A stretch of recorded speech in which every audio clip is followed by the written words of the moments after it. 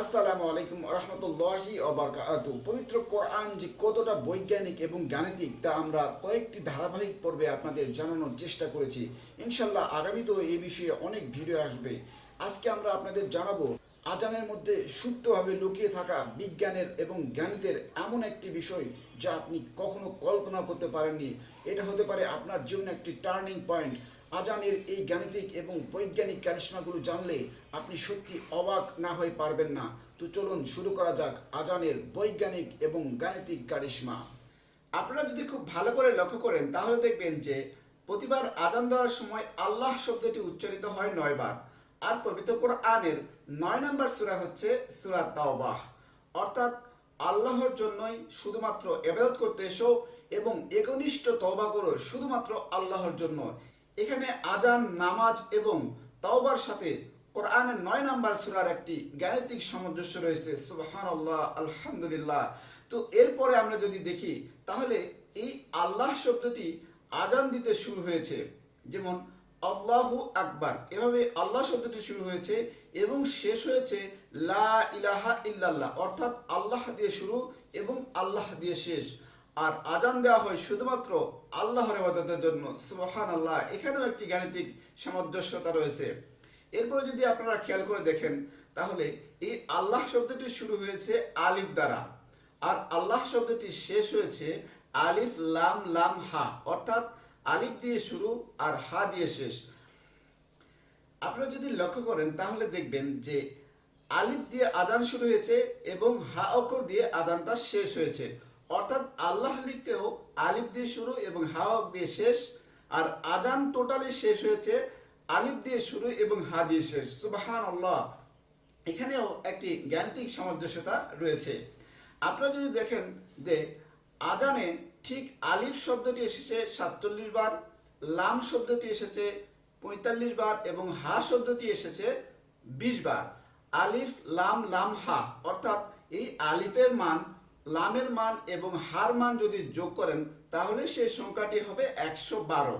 আপনারা যদি লক্ষ্য করেন তাহলে দেখবেন যে পবিত্র কোরআনের 112 নম্বর সূরা হচ্ছে সূরা ইখলাস। সেখানে আল্লাহর পরিচয় দেওয়া হয়েছে। কি সুন্দর একটি গাণিতিক সামঞ্জস্যতা, আলহামদুলিল্লাহ। এখানে বলা হয়েছে যে কুল হু আল্লাহু আহাদ, বলো আল্লাহ এক, আল্লাহুস সামাদ, লাম ইয়ালিদ ওয়া লাম ইউলাদ ওয়া লাম ইয়াকুল লাহু কুফুয়ান আহাদ। এখানে টোটালি আল্লাহর পরিচয় দেওয়া হয়েছে। আজান থেকে ঠিক 112 নম্বর সূরা সূরা ইখলাসের সাথে একটি গাণিতিক সামঞ্জস্য এখানে ঢুকিয়ে দেওয়া হয়েছে। সুবহানাল্লাহ, কি সুন্দর গাণিতিক সামঞ্জস্যতা। লক্ষ্য করুন, আরবি বর্ণমালা হচ্ছে 28টি অথবা 29টি। এই 29টি বর্ণমালার মধ্যে ঠিক 17টি বর্ণমালা দিয়ে এই পুরো আজান শব্দগুলো গঠিত, অর্থাৎ আজানের যতগুলো শব্দ রয়েছে তার লিখতে ঠিক 17টি মৌলিক অক্ষর প্রয়োজন হয়।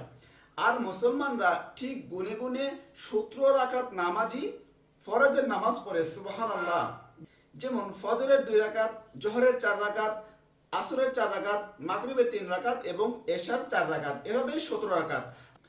আর পুরো আজানে ঠিক 17টি অক্ষরই ব্যবহার করা হয়েছে। সুবহানাল্লাহ, এই গাণিতিক সামঞ্জস্যতা কে করতে পারে? একমাত্র আল্লাহ ছাড়া। আপনারা কল্পনা করে দেখুন। এরপরে দেখুন যে মুসলমানরা ঠিক 5 ওয়াক্ত নামাজ পড়ে, আর আজান শব্দটি পবিত্র কোরআনে এসেছে ঠিক 5 বার। আবজানা শব্দটি এসেছে 1 বার, উজ্জিনা শব্দ এসেছে 2 বার এবং মুয়াজ্জিনা শব্দটি এসেছে 2 বার, সর্বমোট 5 বার। সুবহানাল্লাহ, খুব সুন্দর একটি গাণিতিক সামঞ্জস্যতা এখানেও রাখা হয়েছে ঠিক নামাজের সাথে কোরআনে এই মুয়াজ্জিনা, আবজানা এবং উজ্জিনা শব্দটি দিয়ে। এরপরে যদি আপনারা দেখেন যে আশহাদু আন্না মুহাম্মাদুর রাসূলুল্লাহ, অর্থাৎ এই রাসূলু লাম শব্দের পরে আল্লাহ শব্দটি আসতে ঠিক 16টি অক্ষর ব্যবহার করা হয়েছে, অর্থাৎ আল্লাহ শব্দটির পূর্বে ঠিক 16টি অক্ষর ব্যবহার করা হয়েছে। আর আল্লাহ শব্দটি হচ্ছে 17 নাম্বার। আপনারা যদি খুব ভালো করে লক্ষ্য করেন তাহলে দেখবেন যে মুসলমানদের উপর ঠিক 50 ওয়াক্ত নামাজ সর্বপ্রথম ফরজ করা হয়েছিল এবং তারপরে আস্তে আস্তে কমিয়ে কমিয়ে 5 ওয়াক্ত নামাজ ফরজ করা হয়েছে। আর সূরা আল আনামের 160 নম্বর আয়াতে বলা হয়েছে যে সৎকর্মের প্রতিদান তো সেরূপ যা আমি 10 গুণ পর্যন্ত বৃদ্ধি করে দিই। এটা সূরা আল আনামের 160 নম্বর আয়াত বলছে। কেউ যদি 5 ওয়াক্ত নামাজ পড়ে সেক্ষেত্রে আল্লাহ সেটাকে 10 গুণ বৃদ্ধি করে 5 10 50 করে দেন। সুবহানাল্লাহ। এখানেও একটি গাণিতিক সামঞ্জস্যতা রয়েছে। আপনারা যদি ভালো করে লক্ষ্য করেন তাহলে দেখবেন যে এই আজান ঠিক 12টি লাইনে সমাপ্ত হয়, অর্থাৎ আল্লাহু আকবার আশহাদু আল্লা ইলাহা ইল্লাল্লাহ, এভাবে ঠিক 12টি লাইন প্রয়োজন হয়। আর মুসলমানরা ঠিক 12 মাসই নামাজ পড়ে প্রতিদিন 5 ওয়াক্ত, এখানে কোনো কম বেশির কোনো সুযোগ নাই। সুতরাং এখানেও একটি সুন্দর গাণিতিক সামঞ্জস্যতা রয়েছে। সুবহানাল্লাহ।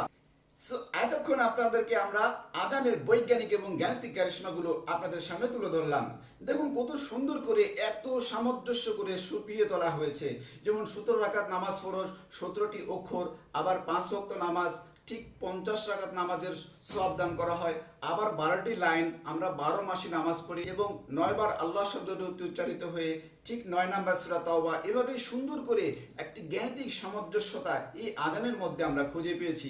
আপনাদের জন্য আমরা সেটাই জানানোর চেষ্টা করলাম। আশা করি আপনাদের উপকারে আসবে।